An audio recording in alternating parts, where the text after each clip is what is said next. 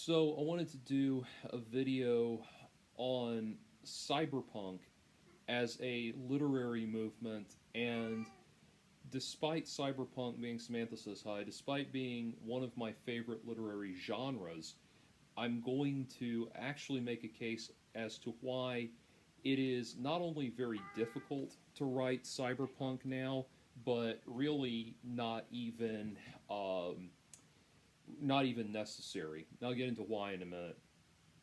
But anyway, what prompted me to do this was a video I watched by Author Level Up is the channel, and it's a writing advice channel. And I think more of these, people have asked me for more on writing videos, and these other writing advice channels kind of serve as a good prompt for this sort of thing.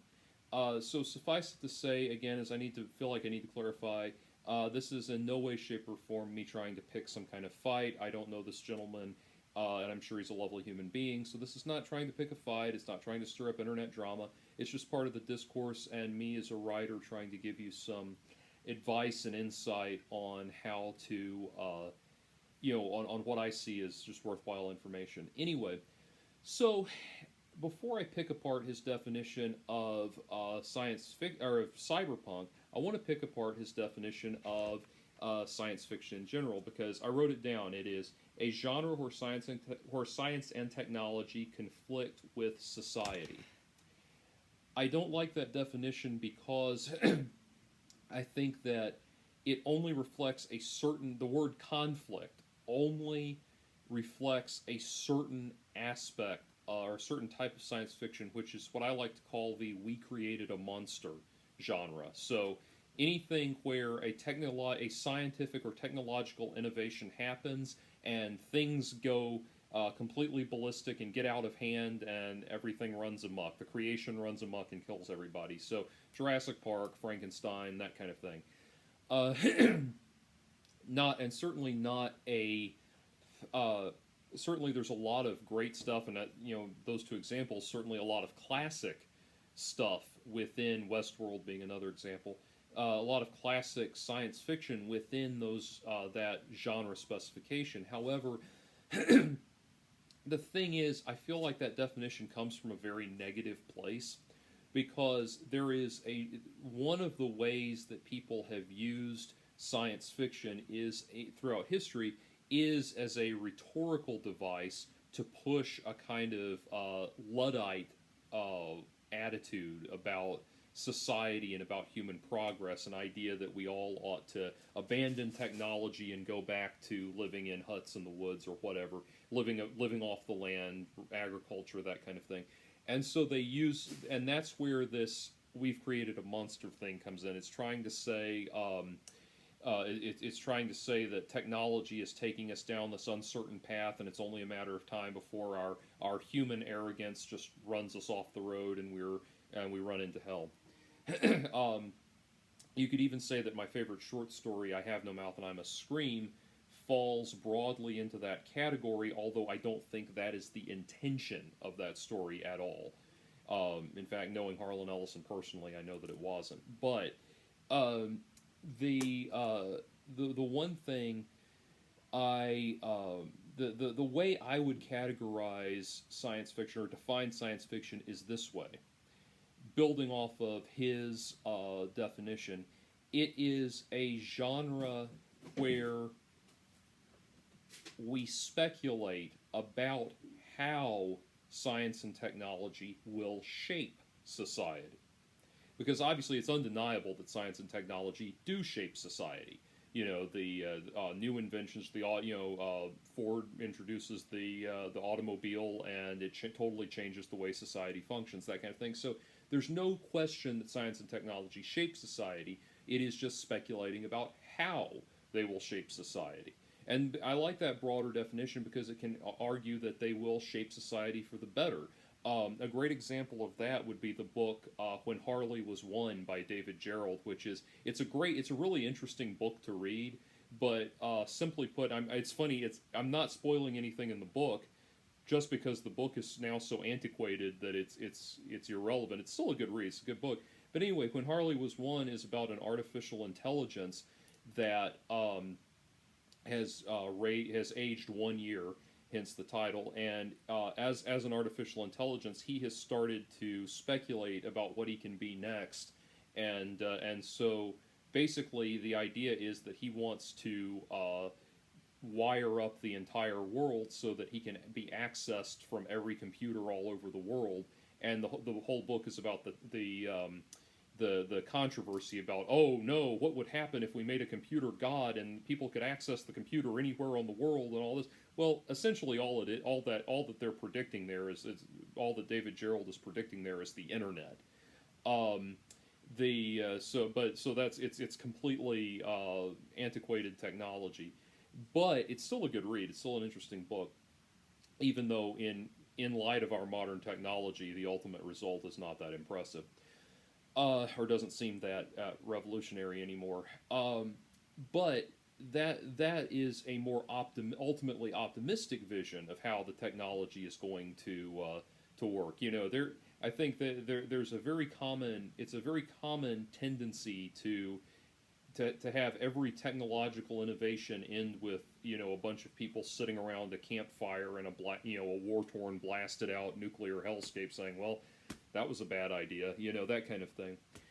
Anyway, so that's my interpretation. I also like something Harlan Ellison said, was that science fiction is the only hopeful genre because it's the genre that says there will be a tomorrow.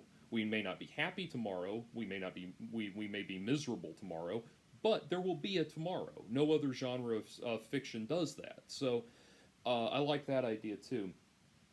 But moving on to his definition of cyberpunk, it was interesting because the other definitions he gave of different science fiction subgenres I really liked. Now, in my last video I was talking about genre fiction versus literary fiction. Now, there's this term genre is going to get kicked around a lot. You need to understand something about what that term means in the publishing world. So, genre fiction, again, as I said before, genre fiction is your mass market commercial appeal trade paperbacks that fulfill the checklist needs of a specific genre to get it out there to the readers that just want to read something in that genre. You have, for example, Danielle Steele writes genre romance, and it's just it is just plug and play genre romance that's going to fulfill that need. There's a whole series, there's a whole genre now called cozy mysteries, which it's like rather than the hard-boiled detective fiction, this is with a very woman-centric audience in mind, and it's usually like the librarian that solves murders, or the knitting circle that solves murders, and that kind of thing. It's like cozy mystery stuff, as they call it. That's genre fiction. There's very specific criteria for these things. So that's what we're talking about when we're talking about genre fiction. Literary fiction also has genres, and that's what's a little bit confusing. You can still say, you can take a book that is not that is literary fiction and still have a genre that it falls into. For example, The Handmaid's Tale by Margaret Atwood is what you would call speculative fiction, and it's called speculative fiction because that is futuristic fiction where future technology the technology takes almost a complete backseat to the point that there may not even be any significant technological innovations being discussed. It's entirely about the future state of society. So that is that by that criteria, The Handmaid's Tale falls into the genre of speculative fiction. The difference is it's still literary fiction because Atwood is writing first and foremost a literary piece, a work of art, not appealing to a specific genre. She is writing first and foremost a work of art that, by its eventual form, happens to naturally fall into this category. So that's the difference. And certain genres there is no mass market cyberpunk, obviously, because there's no mass market for cyberpunk on a just a formula fiction level. I guess that's a better word. Genre fiction, you could almost say it's like formula fiction in a way. So, uh, and in the realm of like in the realm of detective fiction, you could say that Stuart Woods is is genre fiction, formula fiction, and say Raymond Chandler is more the art aspect of it. Although some might say that he is genre fiction as well. Anyway, so setting that up, uh, let's get into when we talk about the genre of science fiction. It is a subgenre within science fiction. Uh, what's an interesting phenomenon, I know I keep getting off topic here, but an interesting phenomenon about science fiction is that most science fiction writers don't consider themselves writers of science fiction first and foremost. So, for example, the aforementioned Margaret Atwood has written some very notable works of science fiction. The Oryx and Crake trilogy being the best, the best example of actual her writing actual science fiction. Kurt Vonnegut, another great example. Michael Crichton, Harlan Ellison, who I mentioned. These writers actually don't set out to write science fiction per se. They write works that are best categorized as science fiction. It's a very strange sort of thing. Um, Another example would be like, take for example the movie Indecent Proposal, which broadly speaking would fall within the genre of romance, but you would not say that that movie was written specifically with a checklist in mind to be a romantic drama. It's not. It deals rather than being a formula checklist film. It just deals with human interactions and human emotions within the realm of romance, if that makes more sense. And so that hopefully should give you some idea. One thing that's interesting in this regard is that there are libertarian science fiction writers. Jerry Purnell being the most prominent example. A lot of so-called libertarian science fiction writers tend to focus on military fiction, and it's a rather interesting phenomenon. Jerry Purnell is the most common example, or the most prominent example.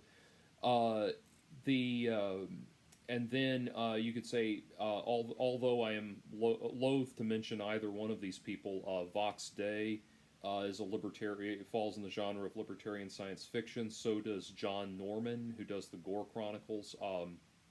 I don't like either one of them personally, but it's interesting. So two people that I do like would be David Abhue and Brad Leinwiver, who wrote the Doom, that's Doom, Doom novel adaptation of the video game, which is actually really good. They really developed the world of it and the characters very well, very nicely. So much so that I think of the Doom guy, the main character in Doom, as Flynn Taggart, no matter what. Anyway, so those guys, it's interesting. Those writers, those so-called libertarian science fiction writers, um, nearly always think of themselves as genre science fiction writers. They will say, "I am a science fiction writer." The forerunner of that style was Robert Heinlein with mainly with Starship Troopers, and then some of the politics that are discussed in Friday and Stranger in a Strange Land and that kind of thing. Anyway, so that's all a lot to get around to the genre of cyberpunk. Now I'm going to give you his definition of cyberpunk, and I'm going to tell you why I don't like it. So he laid out basically four critical components in his mind. One, governments or corporations use some sort of technology to oppress people. Okay, no, you don't have to have that to have cyberpunk, and I'll give you a more concise and accurate definition. Not that that doesn't occur certainly in cyberpunk novels; it's just not a requisite of the form. Two, hackers, rebels, and anti-heroes usually rise up to fight the oppression. So I feel like he's thinking of the movie Hackers when he says this, which that was definitely a cyberpunk film, but that is not, again, that's not necessary for genre science fiction. I mean, for cyberpunk. Sorry. Three, punk culture is common but not required. Yes, it is required. I think he means punk rock culture or something like that. But no, punk culture is required, and I'll explain why in my definition. Then he says, fun fact, cyberpunks are opportunistic computer hackers trying to challenge and overcome an oppressive force. No, that is not required for cyberpunk as a genre. Not only is that not required for cyberpunk as a genre, but there are not it's like he's saying that there are characters within actual fiction that you would point to and say that is a cyberpunk. That is not how the term is used. It's not like you would, open a Lord of the Rings novel and say that is a dwarf or that is an elf. It's not like that. It's or open Harry Potter and say that is a wizard. No, they are not a character classification within a story. It's not even used to refer to cyberpunks as specific people. It is referring to the stylistic structure, not a specific person. So, and I'm going to give a very thorough example or thorough explanation as to why. Don't worry. And then he gives fourth point, which is kind of a summary point. He says there has to be an oppressive force or technology or resource that is used to oppress society, and a character or a group of characters trying to fight against it. Again, I'm not entirely sure. He gives some references to where he's getting the definition of that fact about what a cyberpunk is. I disagree with the origin person that he links to that as well about what it means. But I'm not real sure where he's getting all of this information. But it's telling that he incorrectly cites certain things as being cyberpunk and certain things as not being cyberpunk, and I'll get into what I mean. So, first of all, let me give you a proper definition of cyberpunk, and it comes straight from the words. Look up the Merriam-Webster definition of cyber, the prefix cyber, and you will find that the connecting form of cyber refers to one specific concept, and that is computer interconnectivity. So the internet. That's why the internet was originally referred to as cyberspace. That is why if you harass somebody on the internet, it is known as cyber stalking, etc., etc. It is whenever you attach the word cyber to something, you are by definition talking about the interconnectedness of computers and the interconnectedness of computer interconnectedness to whatever you're attaching the term to. Punk does not refer necessarily to, building on that, does not refer necessarily to punk rock, although it can. What they're within that, what they're referring to when they say punk is the concept, is what the actual term punk means prior to its appropriation as the reference point for a genre of music. Punk is meant to here mean the inner city working class street level people. And to understand how the term came about, you need to understand one, the evolution of science fiction that was happening at the time, and two, the evolution of technology that was happening at the time. And this is why, I'm going to get into why in a minute, why I think it's actually impossible, or at the very least unnecessary, to write new cyberpunk at this point. So, you need to look at what was happening in society and what was happening in science fiction. So we'll do the science fiction thing first. Going into, for most, all the way up until the 1960s, all the way up to the 1960s, science fiction fell largely into one specific category, or one specific stylistic convention, and there were there are exceptions to this rule, but in general, what you saw was um, stories about the people who either created the science and technology, discovered the science and technology, or were the first to interact with it in some significant way. So, again, Dr. Frankenstein is the first person to deal with the monster when it gets up off the table, and he created the monster. It's that kind of thing. Or in 2001: A Space Odyssey, where it is the team that goes out and tries to travel across the local solar system with HAL 9000 and all of that. The people who are directly making the use of the technology for the first time, and it's the scientists and the innovators and the people at the top that the Elon Musks and the Bill Gateses, if you will, the people at the top that are innovating the technology and interacting with it and testing it the first time and bringing it into the world. They're the first people. They are the ones who the science fiction is about. Even examples where that's not the case, like Frank Herbert's Dune, you're still talking about elite groups of people. You're talking about royalty, and you're talking about even the Fremen are not like local, everyday you and me kind of people. They're a fantastical, otherworldly kind of people. And so, what happened in the 1960s is that you saw ushered in a new movement in science fiction that really took off, and the importance of this genre the importance of this cannot be understated, because if the new wave of science fiction had not taken off like it did, we would not have most of the works that we now consider to be staples of the science fiction genre. And so the origin of the new wave of science fiction was that science fiction had been regarded as a pulp genre. And a lot of, it was a pulp genre, it was a throwaway genre.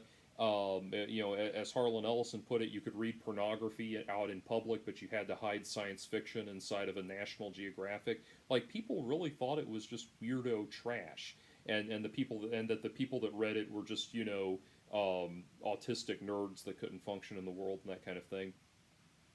Granted, there's often truth to that, but the point being that writers were starting to come along that were starting to say, no, we want to do real literary fiction that happens to be in a futuristic or fantastical or high-tech realm, but it can still be good, well-written fiction. And so all of the guys that all of the people that we just lionize and hold up in such extraordinarily high regard so many of them came out of the new wave of science fiction. So Harlan Ellison, my favorite writer, was crucial to that movement, especially because he did a short story compilation called Dangerous Visions. He was the editor for that. That came out, and pretty much everybody in that book went on to become legendary if they were not already legendary. And so all of the new wave of science fiction writers that you hear about, I mean, Philip K. Dick, of course, Isaac Asimov, latter period Isaac Asimov, although he rejected the label at first.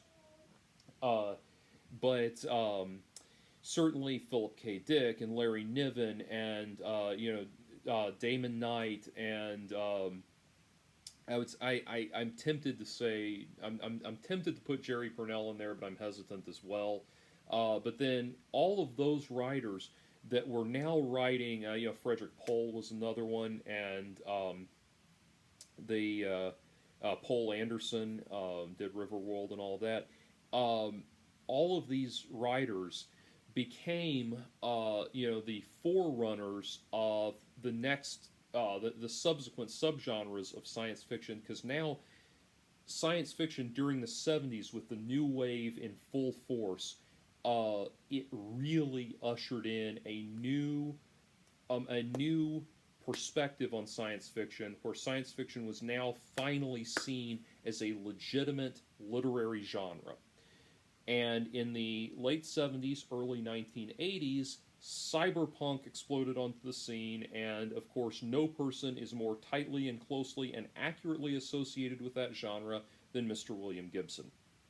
Now, here's the thing about William Gibson, or to understand, I should say, to understand the popularity of cyberpunk, you need to understand what the world was like at the time. Computers today are ubiquitous. They are everywhere. Everybody's got one. Everybody's on their phone. Everybody today possesses a cell phone that is 10,000 times more complicated, a more complicated technological achievement than the first rocket ship that went to the moon. That thing was a fucking tin can. And they had to get Stanley Kubrick to film it. I'm kidding. I'm kidding. But, you know, we have a piece of extraordinary science fiction technology in our fucking pockets right now, and we don't think about it. We get frustrated with it. And that's going to get into my explanation of why cyberpunk is unnecessary now. But at the earliest stages of the computer revolution that was happening in the late 70s, early 80s, finally, people were starting to have home computers. The idea of a home computer was finally becoming a reality. Before that, if you wanted access to a computer, you had to study computer science, and most likely had to study computer science and get a job working with a mainframe, which a mainframe would be, you know, a small one would be the size of this room I'm in right now. And so you can start, if you look at early computer technology, you can start to see why Harlan Ellison would have an idea for I Have No Mouth and I Must Scream about this giant supercomputer that just towers over, you know, fills up the interior of the earth and everything. Because the things were huge. I mean, you had to install them on this extraordinarily grand scale. And so the idea of personal computers were revolutionary because now everyone could get their hands on the technology. Everybody, you know, an Apple II, Apple IIe, these things, you know, late 70s, early 80s, the early IBMs, Apple IIs, the Amigas, the Commodores, this shit's coming out. The idea that you could get your hands on a computer and take it home with you was extraordinary. And I mean, in a way, it's almost like the Bible being translated out of Latin and into English, and now finally the common man can read it and interpret it for himself. It's like that. It's that significant of a change. And early computers, it did not do shit.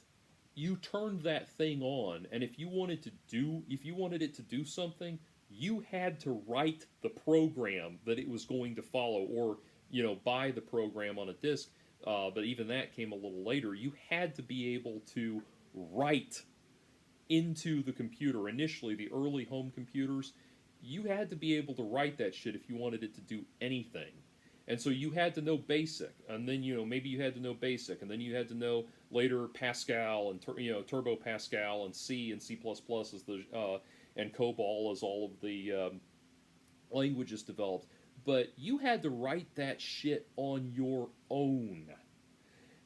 I actually have somewhere. I'm sure I saw it. My first computer was a TRS-80 Model 3, and then later, I had my dad got it as a home computer, as a work computer, and then eventually he just gave it to me as a toy because he didn't really need it. It was a TRS-80 Model 100, and that thing, it's a little portable computer it was a little portable computer that's about the size of a hardcover book, and it's just a brick thing, and I have got games on that computer that he wrote me, he copied them, he didn't write them himself, he copied them from a book that he had, but, games like, just this little race car game that's just pixelated and everything, you wrote that shit, man, and you wrote your own stuff.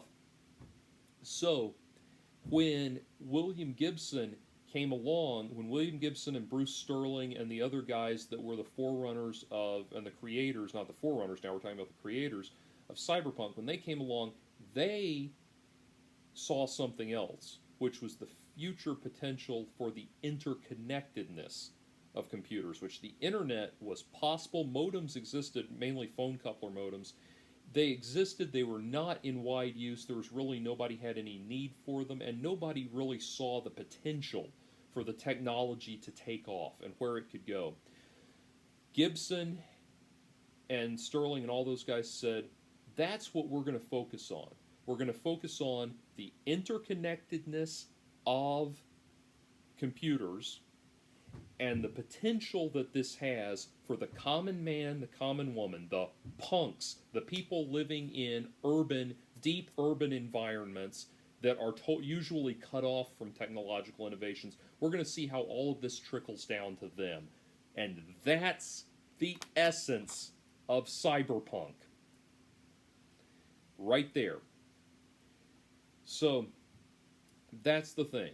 Yes, it's got to involve the interconnectedness of computers, and it's got to deal with how that interconnectedness reflects the common man, the common woman. I'll give you a great example. We have most people my age or younger, or I should say just my age because the movie's mostly forgotten, but the movie The Lawnmower Man. If you've seen the movie The Lawnmower Man, it came out in the early 90s, starred Jeff Fahey and Pierce Brosnan, and it's an enjoyable movie. It was originally said to be based on a Stephen King novel. There's actually only one scene in the whole movie that's even makes reference to the Stephen King story. But anyway, it's a fun movie, and it's one of those guilty pleasure movies for me, mainly because I just like looking at the visuals, and all of the visuals, the virtual reality visuals, by the way, can all be found mostly be found in a collection called Mind's Eye and Beyond Mind's Eye, which has a great soundtrack by Jan Hammer, which you can find on Apple iTunes. But anyway, I digress. The point being, okay, so there's The Lawnmower Man, and then there is an unbelievably shitty sequel called Lawnmower Man 2 Beyond Cyberspace, or Lawnmower Man 2 Job's War. They changed the subtitle for some reason. But Lawnmower Man 1 deals with computer interconnectivity in a big way, but it's not cyberpunk because the main character is the scientist, the technologist that is developing the technology and working with it, and the people around him in his suburban environment, his fairly affluent community that interact with him, but it's mainly him. So it's not cyberpunk.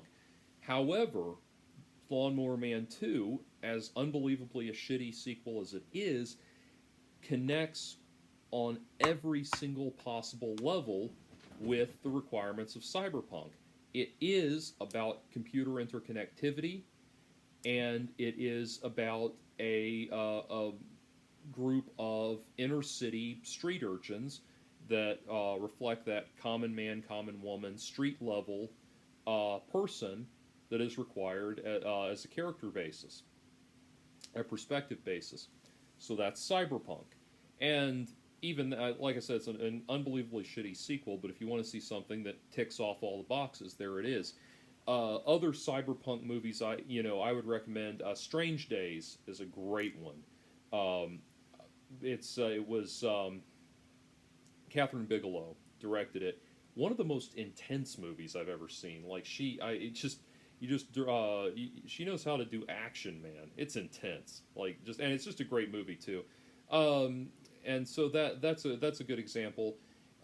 Johnny Mnemonic is a good example, although I know for a fact William Gibson absolutely hated it. But anyway, the film adaptation.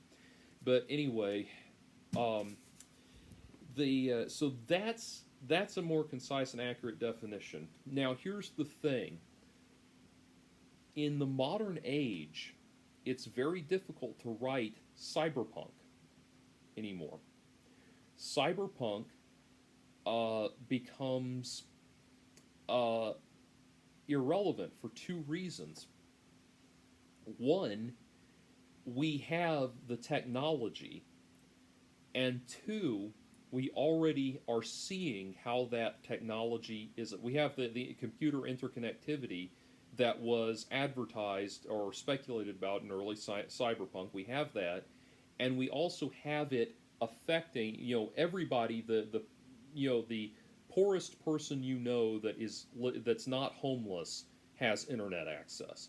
So we are now in a cyberpunk world, and that is reflected in the fact that William Gibson himself stopped writing science fiction. Everything after he did pattern recognition, and everything after that has just been that, and everything later has just been set in modern day, and he just writes modern day corporate technical thrillers now for that exact reason. So it's really like it's almost impossible to write science fiction anymore. I mean, science fiction, to write cyberpunk science fiction anymore. We can. It's obviously there's still a futuristic realm there, the Blade Runner aesthetic that we can explore. But that's the last point I wanted to make before I sign off. Is author Level Up cites certain things that he says are pseudo cyberpunk. Blade Runner, he's correct, is not a cyberpunk novel. It does not deal with computer interconnectivity. It is closer to a biopunk uh, um, film. The Matrix, he says, has elements of cyberpunk. I would argue that it is cyberpunk. Computer interconnectivity, obviously, being a crucial theme, and then you are dealing with certainly with the struggles of the underclass. The common man, the common woman. They just happen to be unbelievably condensed in Zion. That said, he says that Final Fantasy VII is cyberpunk. It absolutely is not.